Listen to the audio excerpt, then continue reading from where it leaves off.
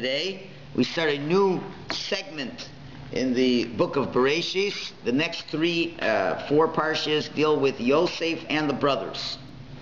And we're going to try to understand a little bit. There's so much to learn here.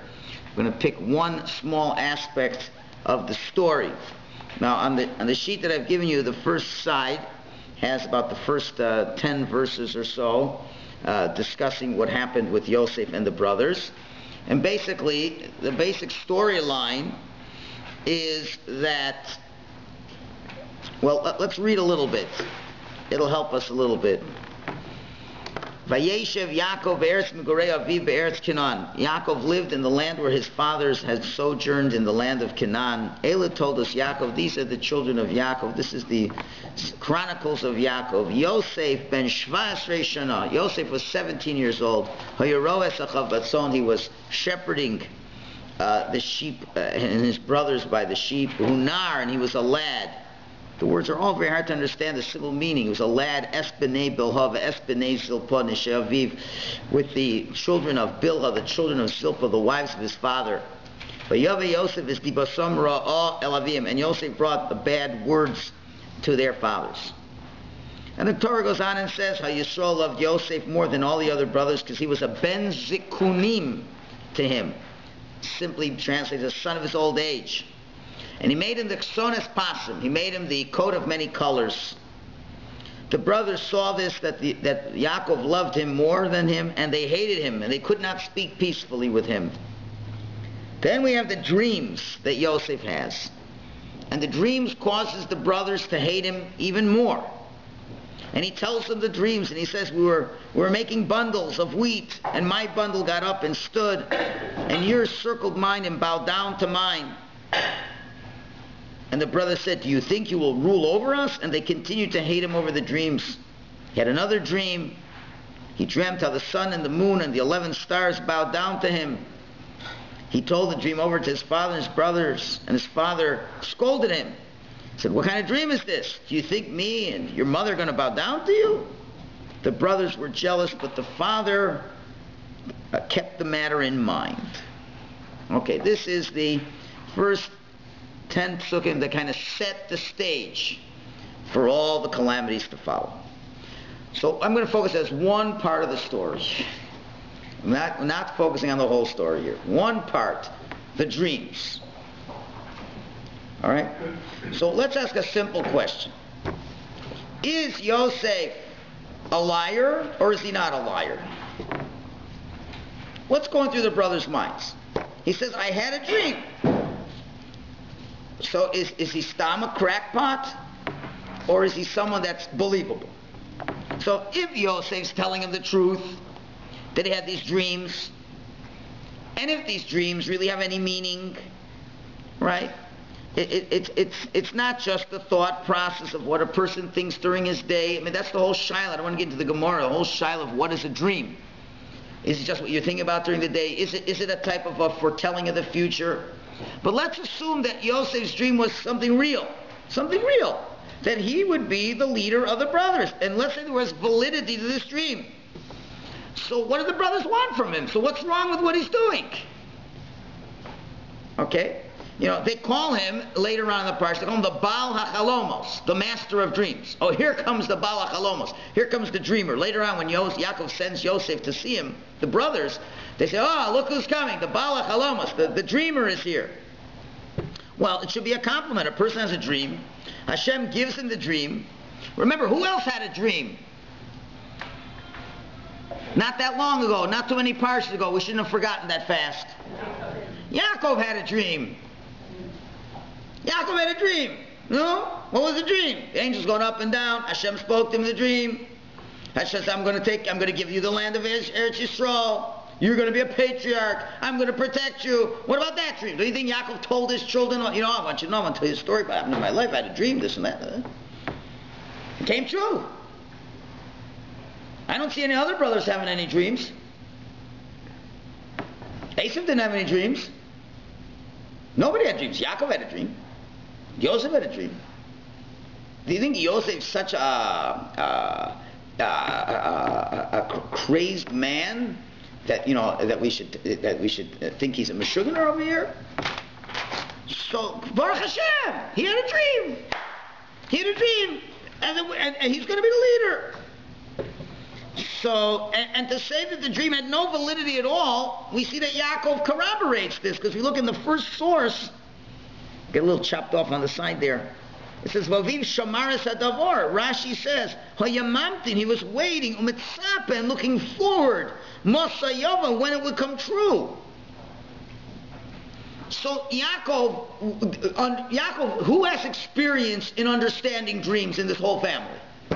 It's only one person with experience, Yaakov. So now, he should have said to Yosef, forget about it. I don't want to hear it. He just steps and says, forget about it. I don't want to hear about it. It's nonsense. Go back, play with your blocks. Play with your sheep. That's not what Yaakov says. Even though he said, do you think me and my mother will bow down? But he didn't really say that the dream wasn't a dream. And the Torah says, and the father anticipated when the dream would come true. And I don't think he could have hid that from his children as well. So it was pretty clear it was a heavenly message, no less heavenly than the message that Yaakov had that we understood to be totally true. So what's the problem over here? They should be happy and delighted. We have 12 brothers, and God gave a dream to one of them and said, he's the boss. Finished. The fact that he's one of the youngest, big deal. Yaakov was the younger one of Vayeshev. What's the problem? So this is a major question. That's the most important question we have to understand over here. I mean, I'm not going to get into the whole issues of sibling rivalry. That's another class for another time. I'm not denying these points, but I only got an hour or so I got to pick one idea and work with it. Now, more than this, we know that Yosef is called Yosef HaTzadik. Of all the patriarchs, he's the only one that's called HaTzadik. So that means, God doesn't give that term away easily. He's a tzaddik. So let's see what he did. Look in the second Rashi. It says, V'hunar, he was a youth. What does that mean, he was a youth? So Rashi says, he was doing youthful things. And what was that? Mesakim Bisar, he was fixing up his hair. He was getting a, a style. He's getting a style. Right? Mimashmesh beinav, he would groom his eyes. I guess he's getting a little, I'm not good at these terms, you know this better than me, right? He's powdering up the eyes a little bit, the makeup. Kadesh near a yofis, they should look attractive. Doesn't sound, I don't know too many tzaddikim who do that, right? Now you might say, well, maybe later on he became tzaddik, but not now. But then again it says, in the next Rashi, he's a ben sikunim. And Rashi gives 3 interpretations, and one of them is, bar chakimula, he was a wise son to him. Whatever Yaakov taught him, he learned. So it seems that he was a giant of intellect. So he really was a Talmud Chacham. At 17, he was a young, aspiring Talmud Chacham. We know we have people in Europe before the war who were great scholars. The Or Sameach wrote his commentary on the Chumash, I believe, when he was a teenager. He was afraid to publish it right away because we wouldn't listen to it. But you could be. He was a scholar, a child prodigy scholar. So what's he fixing up his hair and prettying up his eyes for? Then it says, "V'hunar es b'nei zilpa." So what does that mean? What does that mean? V'hunar es b'nei zilpa. Well, Rashi says that the other brothers were denigrating the children of the maidservants, so he would hang around them. Why? V'humakarvan, and he would befriend them. So that seems like a pretty mature thing to do. But on the other hand, he does masanaris. He does childish acts of grooming his hair. So how does that make any sense? And what's the whole nature of him trying to be makar of them and bring them close? What was he exactly trying to do over there? Then there's another thing. Later on in the Torah, we're told that when he gets thrown into jail in Egypt, and when the butler and the baker have their dreams, and he interprets the dream, so he tells the butler, listen, do me a favor, when you get out, put in a good word for me. And the Torah ends off this parsha. In the next source, number 5, it says, not only did he not remember, he forgot him. And he forgot him. Why? And the rabbis tell us he forgot him because Yosef put too much trust in him. He shouldn't have put trust in that fellow. He should have said, Hashem will save me. I don't even have to ask the guy to help me. Which is very hard to understand. But the rabbis seem to criticize him. He's a tzaddik, but he doesn't have trust in Hashem. I don't get it. He remained a tzaddik for 11 years while he's in that jail in Egypt. And not like the kind of jails that people live in now. It's like a real hellhole. Okay, he's living there for 11 years. He's putting on tefillin every day. He's living like a proper Jew every day. So now all of a sudden you tell me he doesn't have bitachon in Hashem? So, to make it short, Yosef is quite an enigmatic figure, to say the least. So how do we understand Yosef and what message is there for us over here? So we're going to bring you a medrash. I don't have it in the sources here, but I'll speak it out. But there's one thing you have to realize. Whenever you learn midrash, and I've said it once, I've said it a lot of times, that whenever you have a medrash from the rabbis, they're not just giving us over secret messages that were handed down, from generation to generation, mouth to mouth. The midrashim are really a sophisticated analysis of the text. And the midrash won't take something out of the simple text. It's got to be somehow rooted in the text. So which makes this medrash I'm going to tell you very, very strange. We know that when Yosef got sold into Egypt, the wife of Potiphar cast her eyes upon him. And she tried to seduce him. And it came to a moment where he almost succumbed. We know she waited for the proper moment. But even before that proper moment, in the beginning, she offered. Now, her husband was Potiphar was totally not involved with what was going on in the house. Yosef was running the house by then. Potiphar trusted Yosef with everything. So she made an advancement to Yosef. And now look at the bottom. What does it say about Yosef? Now if you look in the Hebrew for a minute, but we're at the bottom right-hand side. That first line, the third word, the word says Vayima'ain. Do you see that word Vayima'ain? Now you see on top of there a cantorial note. You see the cantorial note? It's a squiggly line over the aleph. You see that? Mm-hmm. So that's an unusual one. It's called a shalshelis. And that's read something like this. Vayima'ain. It's 3 times going up like that. Right? You don't have it often. And when you have it and you're listening in shul, you notice it's there. Right? So, what does it say? He refused. And he said to her, he says, my master doesn't know what's going on in the house. Everything, he's trusted me with anything. There's nobody greater in this house than me. He hasn't held back anything from me except you. How could I do such a terrible thing? And then he says, V'chatasi l'Elokim, and I will sin to God. So you ask Yosef, if you ask us, why did Yosef not succumb? You'll say, because it was an immoral thing to do. So there's a medrash, and I don't have it in here. The medrash says, well, you see the shalsheles, it goes up 3 times. So they say there were 3 different levels, and 3 different levels of refusal. And the word Vayima'ain, Vav, Yud, Mem, Aleph, Nun, Sofis, is an acronym for 3 different sentences. Starting with a Vav, and then a Yud, and a Mem, and Aleph, Nun. First one is, Vayar Yosef Mare Aviv Negdo. Vayar starts with a Vav, Yosef starts with a Yud, Mare stands with a Mem, Aviv starts with an Aleph, Negdo starts with a Nun. That the first letter is spelled Vayima'ain, and it means, and Yosef saw a vision of his father opposite him. That's what Vayima'ain means. He refused because he saw a vision of his father. Another interpretation, again, 5 words. First word, first letter starting with the word. Vayomer Yaakov mechoshen atonimchak. He hears his father saying, your name will be wiped off of the breastplate of the Kohen Gadol. The high priest wore a breastplate, had 12 stones, and on each of the stones had a name of one of the tribes.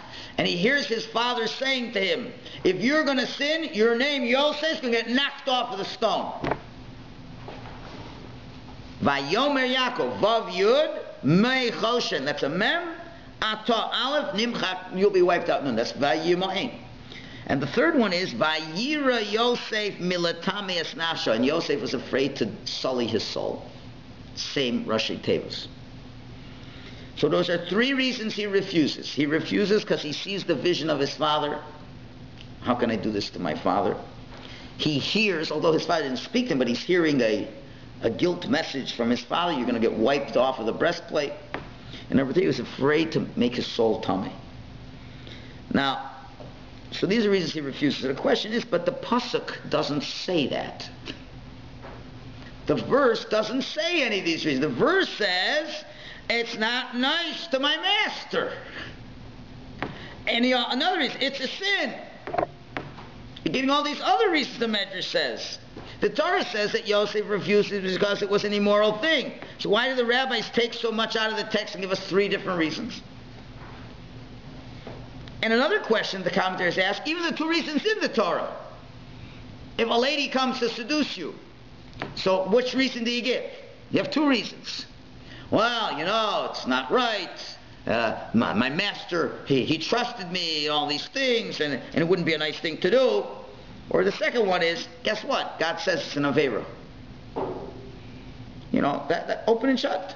It's an Avera. You have almost, about 20 words, hemming and hawing. Well, my master trusts me, and this and that. How can I do this? The last two words, that's all you need. It'd be a sin to God. Finished. It's a sin to God. So what's this whole talk beforehand? Right? Is it his duty to his master, or is it his duty to his master of the universe? It's a much bigger duty. So what's going on over here? So we're going to start by quoting a verse in Psalms, and then a Gemara that elucidates on it. Very complicated, not complicated, it's just hard to understand piece of Gemara. We'll explain that, and we'll apply it to Yosef, and we'll see how much sense it will make here. If you look in the next page, Tehillim Pei Aleph. It's also one of the Shir the Yom. It's one of the Psalms for the day. It says, Tiku b'chodesh shofar. Blow the shofar at the moon's renewal. Blow the shofar in the month. Ba'kesel yom chagenu, when the moon is covered. Kichok Yisrael, it's a law for the Jews. Mishpat lelokei Yaakov, it's a statute for the God of Yaakov. Edus b'yosei samo, it's a testimony for Joseph. B'tzeser, when he went as the viceroy in Egypt. Sfas lo yadati eshmo, when I heard a language unknown to me. What's this pasuk say? So it's saying blow the shofar on Rosh Hashanah. Pasuk says blow the shofar on Rosh Hashanah. It's a law. You blow, and when's Rosh Hashanah? When you don't see the moon. The moon is covered. When's Rosh Hashanah? Rosh Hashanah is when you don't see the moon. It's the renewal of the moon. Go try to find a moon on Rosh Hashanah. You won't find it. It's the first day of the month. You're not going to find it. And then it says it's a testimony, the moon is a testimony to Joseph when he went out to Egypt. What does the first half of the pasuk have anything to do with the second half of the pasuk? There's no flow to the text. One of the hardest pasukim to understand. Very awkward expression. It says, blow it, ba'kesel yom chagenu, when it's covered up. Why didn't you say, blow it on Rosh Chodesh Tishrei? Say it straight off. And then there's a very, very interesting Gemara. That's the next source, number 8, that talks about the moon. We know, it says in the Torah, God created two great luminaries, the Ma'or HaGadol and the Ma'or HaKatan. The big luminary and the small luminary, the sun and the moon. So we all know there's a famous medrash. Now, don't get caught up on trying to understand the logistics of the medrash. You're trying to get the message of the medrash. The medrash says, first that God made two great lights. First two great lights. Then it says the big light and the small light. So the question, I don't understand. You just said they were great lights. So I could have one big and one small if they were great lights. So the truth is, it wasn't exactly that way. What happened was there were two great lights, and the moon comes to Hashem and says, King of the universe, is it possible for two kings to wear one crown? Me and the sun are both very big. So Hashem says, yeah, you're right. It doesn't make sense. Go make yourself smaller. So, as the Medrash says, it appears the moon shrunk. Again, don't get hung up on the scientific aspect of how this happened. This is not the message, We could talk about that another time. But just an interesting concept. So the moon says, because I made a suggestion which is proper, should I be made smaller? Well, I mean, I gave a good piece of advice, and we figured, the moon, I guess, figured that the sun should be smaller. So Hashem said, no, you're going to be small. So Hashem says, listen, so go and you'll rule by day and by night. So go out and be in the day also. Someone says, what does it matter for me to be on the day? When the sun's out there, I don't get to do anything. So I said, well, listen, the Jews are going to count their calendar by the moon. Yeah, but he says, but you can't do it just with the moon. You got to do it with the sun also. So God's trying to placate him a little bit. So that's not going to work. So Hashem says, go. The righteous shall be named after you. As we find somewhere in the Torah, Yaakov is called small. He says, Katonti Michalowicz. I've become small. Yaakov will be called small. Shmuel will be called small. David HaMelech will be called small. So you'll be in good company. So there's more to that, but that's enough. So that's crazy measures. What's going on? The whole measure is hard to understand, but just that last part. What consolation is God giving the moon by making it small, knowing that other tzaddikim are also small? It's like somebody does an injustice to you, and you tell them that. He says, listen, don't worry, I do that to everybody. That's how it sounds. How does that help? And really, what was the moon's complaint? That two kings can't have the same crown. So now, what was he assuming should happen? If that's the simple meaning. So what is he assuming should happen? Well, either the moon should be small or the sun should be small, right? There's only two options if we can't have two kings, right? So if the sun should be small, so how could the moon complain if Hashem makes him small? That's what you wanted it should be for the other ones. And if the moon wants to be small, then he's getting what he wants. So what's the moon's complaint? So Hashem did what the moon suggested. I made one of them small. So it must be that's not what the moon suggested. Must be we don't understand the measures. The moon is coming to God with the following problem. He says two kings cannot share one crown. What is the moon saying? He's saying, God, you created me that I should be a king. You want me to function like a king. But you know what? I'm not really a king. I'm not really a king. It's not possible. Because you can't have two kings. We're both big lunars. It's not possible to have two kings. So what you're asking me to do, what the moon is saying, you're asking me to act in a way which isn't really consistent with what I am. You're asking me to act like a king, because that's what the Torah says. He created the two great luminaries to rule. Well, I'm not really a king. I can't be a king, because there's another one that's big over there. So, and we'll see in a minute, this really is the ultimate dilemma that many of us suffer. Living in a reality that isn't real. It's pretentious. Living a lie. So the moon says, God, look what you're forcing me to do.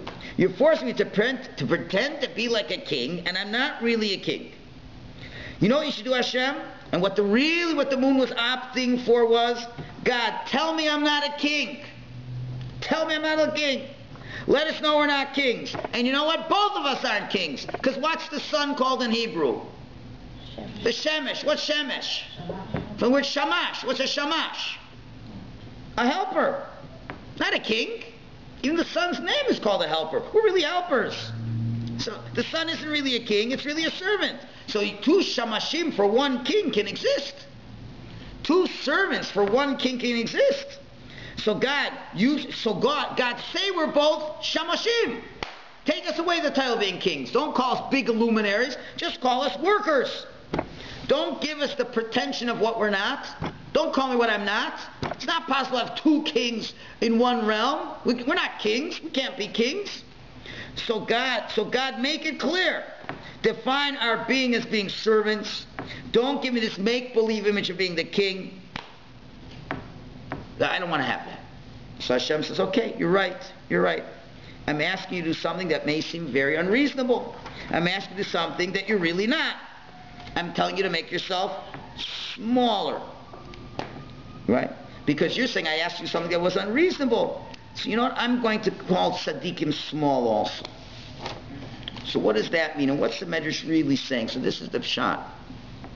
The Gemara says when you call something small, when you call a kid small, what are you really saying he is? You have a 2-year-old kid. Is he big or small? He's small. The Gemara says Michalowicz to Ika Gadol, which implies there could be something bigger. So small is a relative term in relationship to something else. Something's always small in relationship to something else. Tzaddikim are called small. What does that mean, tzaddikim are called small? Shmuel the small. Tzaddikim are being called small because they have the potential to get bigger.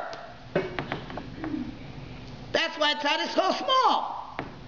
He's small in relationship to what he's going to be. He's going to be bigger. The moon is being told by Hashem, you're not now a king. You have the potential of being a king, but you're small. Right now, you have the potential. You're right. I'm not saying that you have to be the king now, because 2 kings cannot coexist, as you said.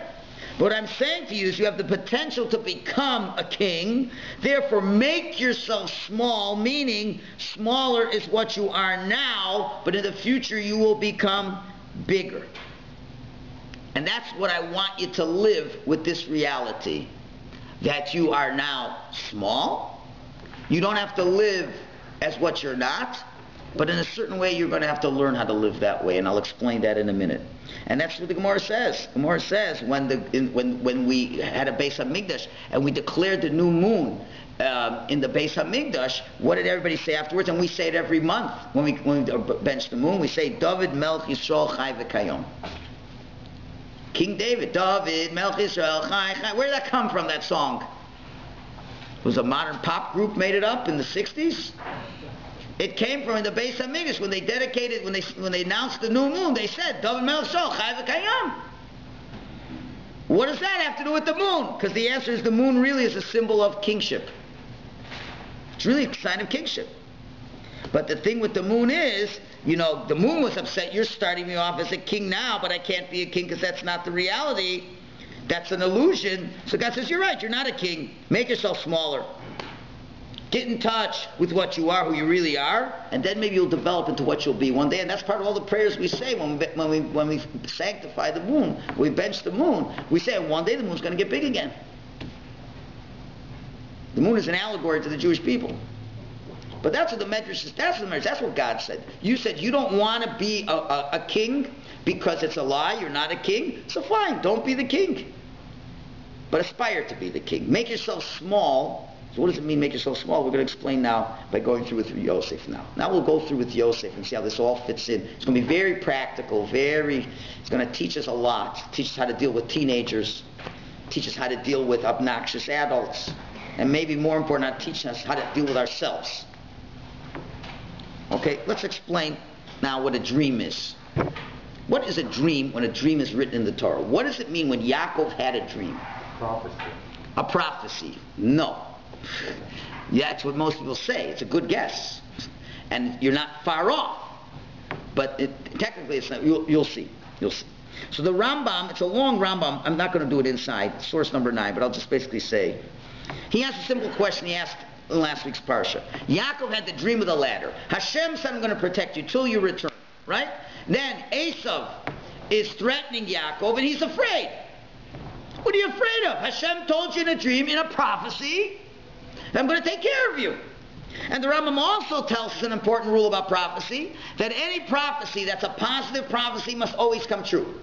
Only negative prophecies. When Yonah went to Nineveh and had a prophecy, Nineveh is going to be destroyed, so that didn't have to come true. Nineveh is going to be destroyed if you don't do tshuva. If you do tshuva, you don't have to be destroyed. Negative prophecies do not have to come true. But when God says something positive, the Rambam says, how can we know if a prophet is a true prophet or not? He has to tell you something positive that's going to happen. And if the positive doesn't happen, then you know he's not a true prophet. If he tells something negative is going to happen, it doesn't mean anything, because people can do tshuva, the negative is not going to happen. But the simple rules are, when there's a prophecy and it's positive, it has to be. There's no such thing it doesn't be. So how could Yaakov be afraid that Yossi is going to hurt him? God said you're going to be fine, and that was a dream, and as Larry suggested, it's a prophecy, and as many think it's a prophecy. But the difference is it's not called a prophecy, it's called a chalom. It's called a dream. And there's a big difference between a dream and a prophecy. You should know this just for your own erudition in Torah now. Prophecy is, Nevuah is a 100% message from Hashem, which Hashem tells me to tell over to someone else. God says to Isaiah, tell the Jewish people, this is what's going to happen. And that's 100% true, it's going to happen. Especially if it's good, it for sure has to happen. If it's for something bad, it will happen unless the Jewish people do tshuva. But it's 100% true. There's no question of prophecy. A dream means prophecy that God gives me not to say over to people. A dream is a message of God to me. Just to me. And what's the difference between the two? When you tell over a prophecy, you are saying over what reality is. And that's the way things are. God says, go tell the Jewish people that such and such is going to happen. It has to happen because God said it. He said you to say it over to people. This is the reality and this is what has to be. And there's not a question about that at all. A dream means that God is giving me over a charge. He is giving me instructions. He is giving me a responsibility. He isn't giving me over a statement of reality. Therefore, although a prophecy must happen, a dream does not have to happen. A dream is potential. That I am instructed to do certain things, and if I do certain things, then the potential will become a reality. Prophecy is a message to say over. It's a reality and it has to come. A dream is only for the dreamer's eyes and ears alone. It's not a reality. It doesn't have to be. It's something that can be. God is showing you what you could be and what the potentials are, provided you carry out the instructions, and then it will come true. So now you can understand why Yaakov was concerned. Yaakov shows him the dream of the ladder. He says, this is what I'm promising you. What does that mean to say? Based on what your track record has been for the last 77 years, if you continue to go in the path that I am guiding you in and you don't mess up, yes, everything is going to be true. And that's why Yaakov said after the dream, and if Hashem does all this for me, then I promise you this, that, and these other things. What do you mean if? He just told you he's going to do it. And what are you afraid of Esav? Why are you afraid of Esav? Because that dream was just a statement of my potential. How do I know I reached it? I don't know. And therefore I'm entitled to be afraid. Because maybe I haven't reached my potential. That's the difference between a dream. So it's a potential, it's a prophecy and potential. As opposed to prophecy that must be. Okay, it's all very fine and well. Okay, but let's try to make this a little bit more real now. So Yosef has a dream. So now, how do we understand the dream now? Was he delusional? He was not delusional, right? It was a message for sure from Hashem, and it says, "Va'aviv shamar sadavar," and the father was anticipating that it should happen. The father hears, "Oh, look at the potential! I don't see any of this potential with my other 12 kids. None of them are having any dreams. They don't have this kind of potential that Yosef has."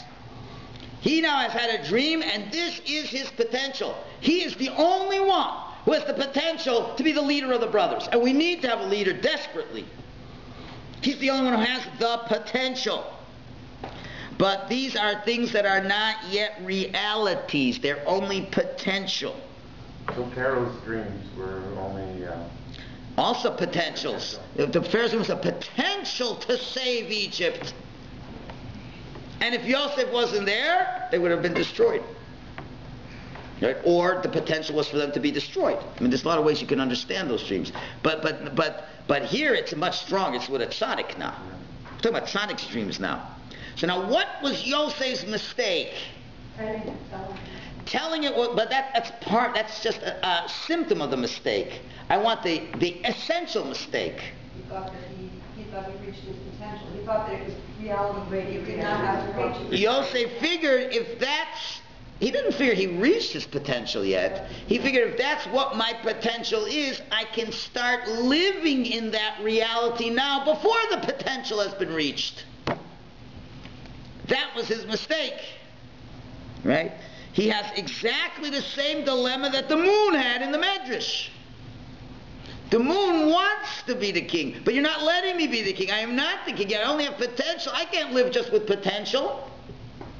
Can you imagine? You're the crown prince. You will one day be the king. So doesn't the kid want to act like the king right away? What was Simba, right? I can't wait to be the king. Right? Hold on, let me just get a little more. No. Right? So I can't wait to be the king. So Yosef here says, very good, it's very excited. Baruch Hashem. Yosef is saying, that which I can be, then that's what I already am. So by Yosef saying over the dreams, he's living in the reality as if it has come true. And therefore the brothers knew that he had the potential, no question about it. They themselves said, Hamaloch timloch, are you going to rule over us? What they meant, are you going to rule over us now? Maybe yes, maybe you'll be the king in 50 years. It's possible, but you're not the king now. So the conflict that Yosef is going through is that Yosef thinks he's a king right now because of his potential. And believe it or not, ladies and gentlemen, this is the ultimate conflict that most of us go through in our lives. Because we all have potential. And if we have any brains at all, we kind of have an idea of what our potential is. So most of us have an enormous amount of potential, but here's the kicker. Like Yosef, but unfortunately we want to be recognized not with our achievements and our accomplishments. We want to be recognized for what our potential is. How could he say that to me? Don't you realize I'm a very smart man? Well, how many years have you been studying? Well, I'm very smart, and I'll be in yeshiva for another 10 years, and then I'll be a Talmud Chacham. I will be a doctor when I finish medical school, so I'm a doctor now. I'm a successful businessman now. I'm a good husband now. Right? Yes, you have the potential to be a good. The problem is this is where we lose sense of reality. And it's not because we're Meshugoyim, because there's a reason for us to lose touch of reality, because that is our potential. We all have the ability inherently to know what we could be, to some extent or another. And that is one part of the reality we acknowledge. The problem is we want to live in that and get all the covenant, all the benefits of that reality without working and developing that potential. And the truth of the matter is, something is just potential. We really don't deserve to be recognized at all for it. Because number one, the potential is God's gift, and number two, you didn't actualize it. It's a double whammy. You have people who are very clever, very clever. So now use your brains, now sit in university for 4 years, 8 years, and be the doctor. No, I'm already clever enough. Why I got to waste my time spending the 8 years? I know I took the Mad Cat's face or whatever, took the SAT, and the SAT I got a 795 out of 800. I know I can get to any university. Well, I'm already a doctor. And people should treat me like a doctor. So that's the problem. When the truth is, the potential that you had only came from Hashem, and number two, you didn't even do anything about the potential. So the only real mark of a person is when he actualizes that potential. Because that actualization of the potential is who the person really is. But wanting to be recognized for that potential is a tremendous problem. And again, I think this is the problem that most people in life struggle with.